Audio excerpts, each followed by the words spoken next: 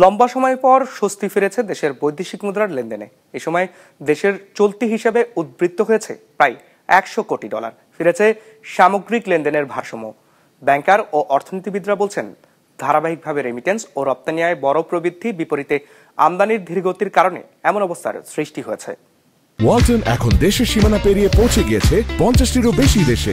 ওয়ালটন, ঘরে ঘরে বিশ্বজুড়ে। দীর্ঘদিন পর চলতি হিসাবে ঘাটতি সামগ্রিক লেনদেনে ভারসাম্যহীনতা কাটিয়ে সুবাতাস ফিরেছে বৈদেশিক লেনদেনে। বাংলাদেশ ব্যাংকের হালনাগাদ তথ্য অনুযায়ী 2024-25 অর্থবছর শেষে দেশের চলতি হিসাবে বাড়তি বা উদ্বৃত্ত হয়েছে 98 কোটি ডলার। তার আগের অর্থবছর একই হিসাবে ঘাটতি ছিল 651 কোটি ডলার। 2022-23 অর্থবছরে চলতি হিসাবের ঘাটতি ছিল 1163 কোটি ডলার। সবশেষ 2015-16-তে 250 কোটি ডলার উদ্বৃত্ত ছিল দেশের চলতি হিসাবে। বেসরকারি খাতে ঋণের প্রবৃদ্ধির হার যদি দেখেন বা বিনিয়োগের অবস্থা যদি দেখেন, সবকিছুই কিন্তু দেখায় যে আমাদের অর্থনীতি কিন্তু এখন অনেকটাই স্থিমিত অবস্থায় রয়ে গেছে। এবং এই একটা বড় কারণ যেখানটায় আমাদের কিন্তু আমদানির চাহিদাটা কিন্তু অনেকটা কম।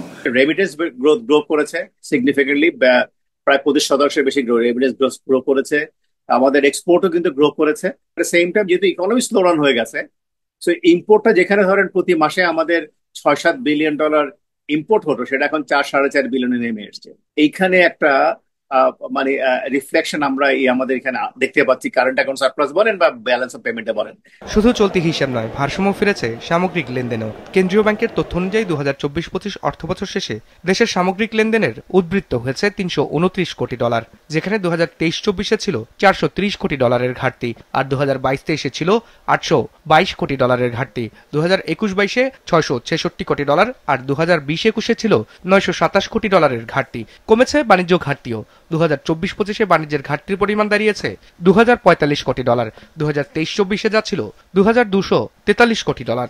অর্থনীতি যখন একটা নিম্ন পর্যায়ে থাকে, তখন সামগ্রিকভাবে চাহিদার উপরে একটা তার প্রভাব পড়ে, অর্থাৎ চাহিদাটা তখন বেশি থাকে না।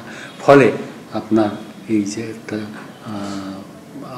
সামগ্রিকভাবে আমাদের বৈদেশিক বাণিজ্যের ক্ষেত্রে লেনদেনের যে তথ্যে যে আমরা একটা ভালো অবস্থা দেখছি, এটার মূল কারণটা হচ্ছে এখানটায় আমাদের সত্যিকার অর্থে অর্থনীতি কিন্তু খুব একটা প্রবৃদ্ধি লাভ করছে না। বাংলাদেশ ব্যাংকের তথ্য অনুযায়ী সবশেষ অর্থবছরে দেশের রেমিটেন্স এসেছে 3033 কোটি ডলার, যা তার আগের অর্থবছরের তুলনায় প্রায় 27% বেশি। বিপরীতে 2024-25 অর্থবছরে আমদানি বাবদ ব্যয় হয়েছে 6100 কোটি ডলার, যা তার আগের অর্থবছরের চেয়ে 7% কম। বিজনেস রিপোর্ট, মাছরাঙা টেলিভিশন।